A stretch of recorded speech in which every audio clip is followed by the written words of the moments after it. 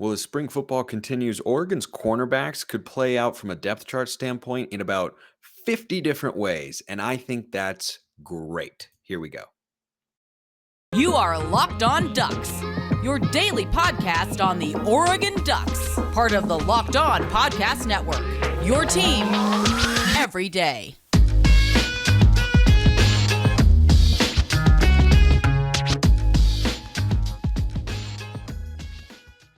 Yes, it is that time once again for Locked On Ducks. I'm your host, Spencer McLaughlin. Thank you so much for making this your first listen or your first view of the day if you're watching on YouTube. Part of the Locked On Podcast Network, your team every day. If you haven't already, please like, comment, subscribe wherever you listen to or watch this show, which today is brought to you by FanDuel Sportsbook. Make every moment more. Visit fanduel.com/lockedon today to get started. And there are more bodies in Oregon's cornerback room going into spring this year, I feel like, that present questions than we had last year. And the reason I think that the ambiguity of how this could shake out compared to how I did last season at the cornerbacks position, again, not talking about safeties, just talking about the corners here. We already talked about the safeties. You want to check that out, go listen or watch that episode. I think it was last week on the show. The reason I think the ambiguity is good is because you want to have in a position group that is losing a first round draft pick at cornerback in Christian Gonzalez and didn't have a consistent number 2 last year and has a lot of different guys who are talented but don't have a tremendous amount of experience and a history of playing at a high level consistently. You want to bring out the best in them. You want these guys to be fighting for their jobs. You want these guys to be out there going at it, friendly, of course, in practice and whatnot. Don't want them literally fighting, but you want them fighting each other from a competitive standpoint down to the very last practice as much as you can. And look, I think the safeties could play out a number of different ways, but I feel more confident about what my safeties prediction was than what I feel about what my prediction will be a little bit later in the show for how the corners are going to play out. Plus a fascinating story on Kel'el Ware that you all need to hear later as well. But so as spring football continues here, the corners on the roster for Oregon, you've got Jaleel Florence, you've got Dante Manning, Triquez Bridges, Kamari Terrell, Kyrie Jackson, Jaleel Tucker, Darren Barkins, Cole Martin, Avante Dickerson, Dalen Austin, and Roderick Pleasant coming in this class. And then you have a handful of guys that are listed as defensive backs, but I believe are primarily walk-ons. So you've got 11 different players at the cornerback position who, when they were recruited to Oregon, whether it is from the high school prep ranks or via the transfer portal, you saw potential, and we've seen potential play out in some of these guys' careers to this point. And I think there are a lot of interesting, ways that this could go for Oregon's cornerback room because you have so many different guys and you don't know, how everyone is going to look this year compared to last year, right? Which Triquez Bridges is going to show up to spring football? Which Triquez Bridges is going to put on a display at practice day in and day out for the Oregon coaches? Is it the guy we saw at the end of last year? Because that was someone who looked like, hey, that's a quality starting corner who could maybe be an all-conference player one day. Or is it closer to the guy we saw at the start of the year where it's, hey, he looks like a defensive liability out there. Can we please play Dante Manning? Those are the two different sides. I would like to think, and I'll lay out later why I do think that it'll be the second part of what we saw from Bridges, as I talked about on yesterday's show. I think he could be poised to make a really, really big jump. But I think when you look at that room, you have a mix of size. Florence has got good size. Bridges, of course, a former safety at 6'3". You've got some speed. You've got athleticism, and Dante Manning, certainly the best overall athlete, the 5-star recruit who we're still waiting to pop. But I'm not really waiting on that. I'm not putting all my eggs into that Dante Manning basket this year. I would love for it to happen because if he has something click in his head and he becomes a better cover corner, and PFF did not grade him well as a coverage corner in 2022, if he makes a jump this year, he could be the best corner out of any of these guys. He could absolutely do it. He is twitchy and he has explosiveness and speed like none of the other guys do. But so far, making the jump to the college game, it just hasn't clicked for him yet. It could. Maybe he's a long-term development here, but that seems to be something we keep waiting for year in and year out. And I'm just not going to get overly excited about it while remaining open to the possibility that it could happen. And I would love for that to happen because I think, he could be a tremendous player for Oregon's defense, but a lot of things to work on there. So, the freshman coming in, Dalen Austin was the guy they flipped from Baylor after Caleb Presley flipped to Washington. And then Roderick Pleasant, of course, a lot of hype around him. He could be a guy I think that plays on special teams as a true freshman. Some of these other guys, Jaleel Tucker, he's got high end speed. Could see him being a special teams contributor. Could also see him getting on the field. Like any of these guys are 4-star recruits. I think Terrell was a 3-star, but that felt like an underrating at the time. All these guys are 4 or 5-star recruits that you look at athletically and where they were playing and what the expectations were, and they're guys who you feel like should be able to come in and be contributing players at some point in time in their careers. So the names you've got there, Florence has got some experience from last year. He logged over 200 snaps. Dante Manning, he's of course going into I think this is year 4. Pretty sure. Yeah, he was class of 2020 with Noah Sewell. So 2020, 21, 22. Yeah, so this is going to be year 4 for Dante Manning, which is crazy because he just hasn't been on the field all that much. Dryquez Bridges, he's been on the field quite a bit. As we know, Kamari Terrell, not as much. Kyrie Jackson is a transfer. Jaleel Tucker, not much. Darren Barkins, Vontae Dickerson, not at all. Cole Martin, a true freshman in there, along with Dalen Austin and Roderick Pleasant. So I list all these names out to kind of preface my prediction for what I feel about the cornerbacks room going into spring football, right? We'll reevaluate a lot of this stuff on the other side of spring practice and the spring game to kind of, see what the coaches have said, what we've seen, in spring game and, tidbits that we've tried to pick up in the post-practice interviews and all that sort of stuff. But in 2022, there were 4 cornerbacks who played 200 or more snaps. There were other defensive backs. I think it was 3 safeties or players that PFF lists as safeties who played in that sort of range as well. But when you're looking at this group of guys, you need to pick out 4 based on what we saw last year. Maybe it'd be 5, maybe it'd only be 3. But whether it's injuries, rotation, matchups, you're looking at probably 4 guys who are going to play meaningful, consistent snaps and need to be able to perform at a pretty high level regularly for the Ducks, right? And a year ago, it was Triquez Bridges, it was Dante Manning, it was Gonzo, who of course is going to the NFL, first rounder, and Jaleel Florence. So going into the season, you're trying to replace Gonzo on the one hand, but you're also trying to kind of elevate what you had after Gonzo, right? Because from a coverage standpoint on the perimeter, it kind of felt like it was Gonzo. And then there was a drop off at times, though it got better as the season went on. So, who do I think the top 4 will be? You can't bet who my top 4 will be at FanDuel, but you can bet everything else you'd want to find because grand slams, no hitters, and double plays are back. There's no better place to get in on the Major League Baseball action than FanDuel, America's #1 sportsbook. Right now, new customers can step up to the plate with a no sweat first bet up to $1,000. Go to FanDuel.com/locked-on, sign up, place your first bet, get up to $1,000 in bonus bets back if you don't win. You just have to go to FanDuel.com/locked-on to sign up. You can also download their app, which is safe, secure, and super easy to use. FanDuel.com/locked-on to get that no sweat first bet up to $1,000 back in bonus bets if you don't win. FanDuel, official partner of Major League Baseball. Okie dokie, prediction time. Here we go. I think you're starting 2 corners, right? Looking at a 4-2-5 defense. You got 2 edge players, you got 2 defensive tackles, 2 linebackers, you've got a star safety, strong safety, free safety, and 2 corners. I think that those top 2 corners are going to be Triquez Bridges, 1, who I talked about on yesterday's show with my man Ryan Winter. Sorry, YouTube people, something was in my eye there. I had to scratch it out real quick. I think Triquez Bridges will be one of them.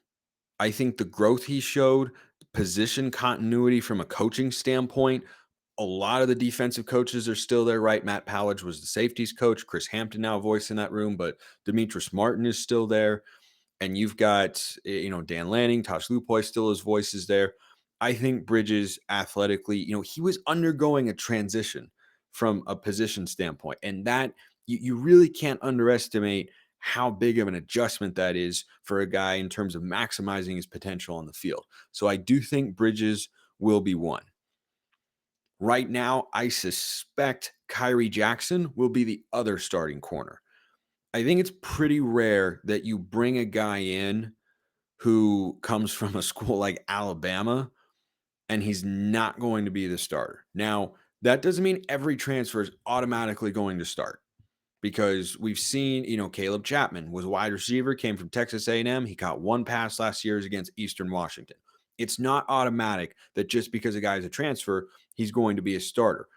But you also have to remember that the coaching staff and, their support staff and everyone, recruiters and all that, they are bringing that guy in because they see something, right? But I do think you look at a guy like Connor Soley coming from Arizona State and say that might be more of a depth piece. I don't think someone from Arizona State is who, wasn't a big player there is an automatic starter at the linebacker position, right? I think your starting linebackers are probably Justin Jacobs and Jeff Bossa. Sully might rotate in there. He could play some star safety. I saw a picture of him the other day, though. He looks pretty big. So he might be more of a linebacker's build. Keith Brown, I think, will be in that linebacker's rotation, but I think Bridges will be one. I think Jackson will be the other, but I feel more solid in, my confidence level on saying Bridges is a starter right now than I do Jackson, because Kyrie Jackson's kind of an unknown, right? He started his career at the junior college level. He goes to Alabama. He was a 4-star transfer there, 3-star transfer coming to Oregon. So, still a solid prospect, but not a world beater necessarily. Wasn't like super highly coveted. Comes from Alabama, a lot of pedigree there. His career was kind of up and down. Like, it's a bit of a question mark. So that's kind of a default answer for me. But I also feel like they probably saw something there that, made them think he'd be a starting corner. So I think those are your first two. I think your nickel corner, I'll go with Dante Manning. I will go with Dante Manning kind of reluctantly because I think and by when I say nickel corner, I just mean, packages where they put three cornerbacks on the field, which they did several times last year. There are a lot of instances where, Manning was the third corner. So he does have some institutional credibility already there with the coaching staff. I think Manning will be there. And then I think your top rotation guy, I think that's Jaleel Florence. I think and by the way, the guy in this group who could change his status in my view of where he stands on the depth chart compared to where I'm putting him right now, which is essentially fourth, I think the guy with the most potential for rising up the ranks is Jaleel Florence. When he was playing last year, go watch some of the highlights of the Arizona game. He has some moments in coverage. He has a couple where he gets beat, and he had a couple against Stanford where he got beat. But when he was blanketing receivers, and he got flagged for a bogus pass interference in that Arizona game too, he looks the part in a big way. And that was the takeaway I had after the spring game with him last year as well, was, he wasn't perfect, maybe needs to refine this, that, and the other thing, but boy, he looks like he belongs out there. And when he had sequences last year where he was just man-to-man blanket coverage on Dorian Singer. That's a second-team All-Pac-12 wide receiver. And he had some moments where he was going toe-to-toe with him. I think Florence's potential is immense. I think we can see a step up from him this year.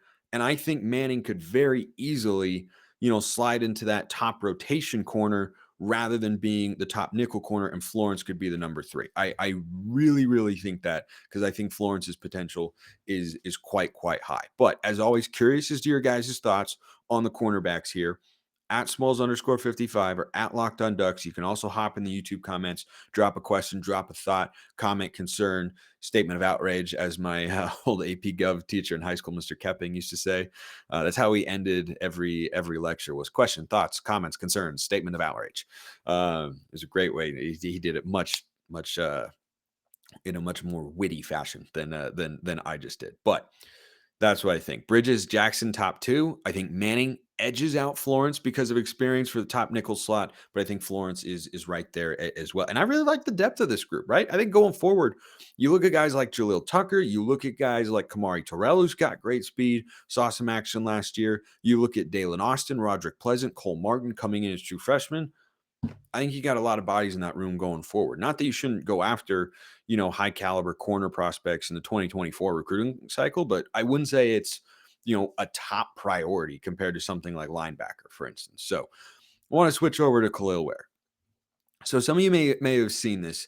I went on an Indiana podcast. They wanted to have me on to talk about Kel'el Ware and kind of what went wrong in Oregon, what could still go right, and all this sort of stuff. And the guy Jared directed me to a piece in, I think it was Arkansas. Let me find it specifically in case you want to go read it, because it's an interesting read. I will be summarizing it here for you, but bestofarkansassports.com. It's called Accusations of Laziness Dogging Indiana Commit Kel'el Ware Deserve Deeper Look. It's by a guy by the name of Nate Olson. He put it out just a few days ago, and I thought he had some really interesting insights there. And I talked about this with Jared on the show, but basically the piece is outlining that Kel'el Ware is a guy from Little Rock, Arkansas. Ended up going to college at the University of Oregon in Eugene. Why did that happen, right? How does that connection take place? How do you go from Arkansas in a state with a high-level basketball program and a big-time coach in Eric Musselman, who's coached in the NBA, who wins March Madness games and has made runs, was in the Sweet 16 again this year, big reputation. They'd been to the Elite Eight the season prior when Kel'el Ware was figuring out his college commitment. Arkansas recruited him very heavily. They went after him in the portal. Like, why would a guy like that go to Eugene, Oregon? The answer is Chris Crutchfield. And Chris Crutchfield was, according to this piece, and I think this makes a lot of sense with what we've talked about with Ware here on the show. He was the guy that Ware, who is not a big talker. I don't know that I've ever really heard him speak more than 2 or 3 times. He's not real vocal. He's very quiet. He's reserved. He doesn't play, with a lot of energy, as we know, which is why, this piece, Accusations of Laziness, right? It can come off as indifferent the way that he plays and just kind of his mannerisms. Doesn't mean he always is. I do think that the lack of offensive growth from the beginning of the season to the start or to the end of the season was telling on the one hand, but this was another factor that I had not considered and really kind of opened my eyes into why Kel'el Ware, the second highest rated men's basketball recruit in program history, did not work out. And it wasn't a bull thing where he was battling injuries the whole time. He just didn't work out. It didn't click. So Crutchfield was the guy that recruited Ware most heavily. And then when Ware got to campus, Crutchfield left to go be the coach at the University of Nebraska, Omaha. And that left Kel'el Ware, I think, without the guy that he most associated with, that he was closest with, that he felt the tightest kinship with. And the going theory in this piece is that he could still reach his potential, which he could, absolutely could. And a good point was made the other day by whoever runs the account, which is called Assembly Call. It's just at Assembly Call. I assume that's a reference to Indiana somehow, some way. But they brought up a guy by the name of Walker Kessler. Walker Kessler, who just had an outstanding rookie season with the Utah Jazz. Pretty sure it's the Utah Jazz. Now I'm gonna double check that. Sorry that I do this, but I appreciate you sticking with me anyway. But yeah, Utah Jazz. So Walker Kessler spent 2 years in college, and he too is a 7-footer, and he was the 22nd overall pick in the NBA draft. He started his career at North Carolina, which was further from home. He went there, he struggled. He transferred, he went to Auburn, and he turned that second season into becoming a first-round pick. And I don't want all of you to be surprised if after this year, Kel'el Ware ends up being a first-round pick and does productive things in the NBA. I'm not guaranteeing that, but I think it's, pretty fair with what we saw from him this season to write off that possibility. But I don't think we should. And on the one hand, will it be disappointing and frustrating to see that? Yes, but it's just the way college sports unfortunately goes sometimes. Because remember, these are not grown men. These are kids.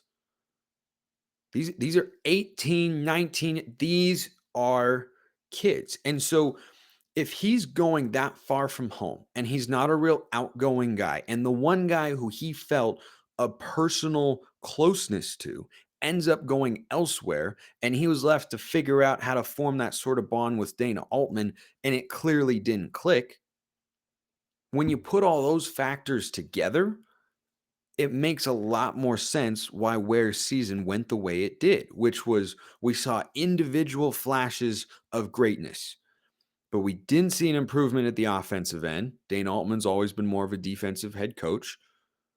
We saw times where it looked like Ware was just kind of out there going through the motions, might have been overplayed because of his personality and just kind of his nature. Possible. But I also think there were moments where it was like, are you playing it 100% all the time? Because I watched Nate Biddle go out there and he's playing a lot harder than Ware consistently. And I'm really glad that Nate Biddle's back because he's got a lot of potential and he got a lot better, right? Same coaching staff, but something clearly clicked with Biddle that didn't with Ware, because the player that Nate Biddle was when the season started was not as good of a player as when the season ended. And we saw Biddle start to unlock that potential, and hopefully he'll be able to do that again next season. But Ware was the same player at the end of the year as he was at the start of the year. His athleticism allows him to have an impact defensively and rebounding. He can throw down some dunks off lobs that are really cool. And his offensive game is wildly unrefined. And this tidbit about Crutchfield being the guy that he was, really going to play for and wanted to play for. And then when he wasn't there, he kind of lost that. And maybe, on a personal level, perhaps kind of retreated into his shell because he's an introverted, kind of shy, quiet kid. And that allowed him, or that didn't allow him to kind of maximize his full potential at Oregon. To me, that all makes a great deal of sense. And is it disappointing? Yep, it is. But that's the world. And I don't think Dana Altman should necessarily stop going after these highly recruited kids. Because remember, Bull was averaging like 21 and 9 and a couple blocks. And then he got hurt, decided to, sit out the rest of the season, partially, because of the injury. There was some speculation about whether or not he needed to or whatnot. But regardless, he got hurt. Bull was playing. Bull was working. And Kel'el Ware could have been that sort of player. But the personality side of it, I think, just didn't click. And so I hope it goes better for him at Indiana, because his potential's immense. And I hate to see that, go to waste, because he could be a really high level player. But I think once Crutchfield left, that option kind of went by the wayside at Oregon, unfortunately. So I thought that was interesting. Thought I'd share. Another quick note on Oregon basketball: Rivaldo Soares is in the portal. Guy came from the JUCO ranks, played with Oregon for 2 years. I think he's got just 1 year left as a graduate transfer. He reminds me a lot of Eric Williams. Not as good a shooter, unfortunately, which is what Oregon needed. But he's a guy who came off the bench, never needed the ball, sometimes was asked to score, and was able to do so successfully. And then wasn't a number one, but had stretches where he kind of looked like it, but it was never sustainable. But he played great defense, athlete, big wing, can throw down some dunks, make some. I love Waldo Soares' mid-range game. I loved his mid-range game. Not as good of a three-point shooter as Oregon needs. So another roster slot available there. There are options that they will be going after in the transfer portal. They've already added the JUCO guard Jadrian Tracy to try and up their shooting prowess a little bit. We still don't know what Brennan Rigsby is going to do. We still don't know about Quincy Guerrier. We still don't know about N'Faly Dante. Curious to see what happens there. But Soares in the portal, wishing that guy nothing but the best. I hope he goes to like a solid mid-major. Frankly, I'd love for him to come to the WAC. As someone who does play-by-play in the Western Athletic Conference, I would love for him to come to the WAC. I think he could absolutely tear it up, average 15 points, 7 boards, 3 assists, and 2 steals a game. He could totally do that. I liked a lot of things about his game. Wish he'd shot the ball better, but he's a guy who came in, always played hard, did it at both ends, gave effort, and so that slot's available. He won't be back on Oregon's team next year. So Kel'el Ware is transferred, Tyrone Williams is transferring, Rivaldo Soares is transferring, Luke Ward is transferring. So that's 4 guys from this year's team, and that's close to 30-ish% of the total roster. That's the college basketball world that we are in now. I saw something the other day that 20% of all Division I college basketball players have entered the portal at some point in time. As Kanye and Jay-Z so elegantly said, that bleep cray. Appreciate everyone listening. Have a wonderful rest of your day, and go Ducks.